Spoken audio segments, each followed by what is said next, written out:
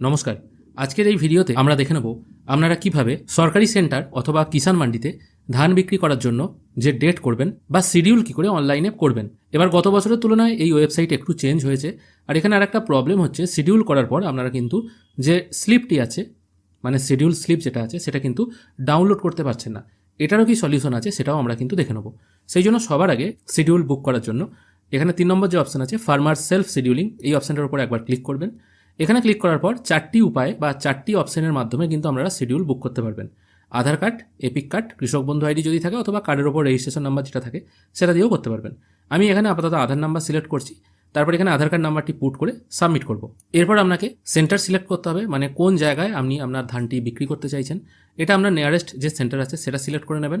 তারপর আপনার ফোনে, মানে আধার রেজিস্টার ফোনে একটি ওটিপি আসবে, ওটিপিটি এখানে পুট করে দিয়ে সাবমিট করবেন। এরপর এখানে অ্যাকাউন্ট নাম্বার, আইএফএসসি কোড এগুলো সব শো হবে। একবার সব কিছু ভালো করে মিলিয়ে নেবেন। যদি মনে হয় ঠিক আছে তাহলে ইয়েস অপশনটায় ক্লিক করবেন। এরপর দেখুন এখানে শো হচ্ছে আপনি কত কুইন্টাল ধান এখানে বিক্রি করতে পারবেন। এখানে আমার 90 কুইন্টাল লিমিট আছে, আমি 90 কুইন্টাল পর্যন্ত ধান বিক্রি করতে পারবো।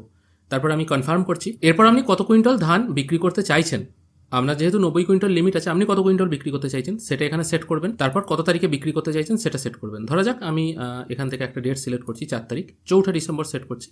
তারপর নেক্সট করছি। নেক্সট করার সঙ্গে সঙ্গে এখানে স্লট সিলেক্ট করতে হবে, কোন টাইমে আপনি দিতে চান।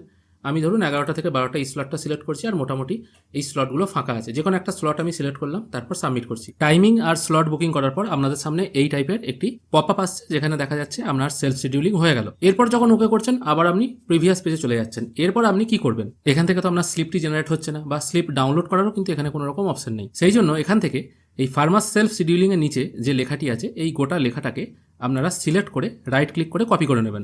এরপর আপনি যে ব্রাউজার ইউজ করছেন সেই ব্রাউজারের অ্যাড্রেস বারে epaddy.wb.gov.in এই কথাটা লিখবেন। তারপর এখানে কার্সারটা রেখে যেটা কপি করেছেন সেটা Ctrl+V প্রেস করে পেস্ট করে দেবেন। তারপর এন্টার অপশানে ক্লিক করবেন। দেখুন এন্টার অপশানে ক্লিক করার সঙ্গে সঙ্গে এখানে যে আপনি শিডিউল করলেন সেটা কিন্তু রেডি হয়ে গেল, এবং এই বুকিং স্লিপ এটাও কিন্তু জেনারেট হয়ে গেল। এরপর সরাসরি ডাউনলোড অপশানে ক্লিক করবেন, তাহলেই আপনি জিনিসটি ডাউনলোড করতে পারবেন। অ্যাকচুয়ালি এটা কিন্তু প্রক্সি দিয়ে কাজ হচ্ছে, এটা কিন্তু সিস্টেম নয়। ওয়েবসাইটেই কিন্তু এই সিস্টেমটা রাখা দরকার। আশা করি অনেকেই ব্যাপারটি জানেন, কিন্তু যারা জানেন না তাদের অবশ্যই এটা জেনে রাখা দরকার। আশা করি আজকের এই ভিডিও আপনাদের ভালো লেগেছে। যদি ভালো লেগে থাকে অবশ্যই একটি লাইক করবেন। ভিডিও দেখার জন্য অসংখ্য ধন্যবাদ। ভালো থাকবেন।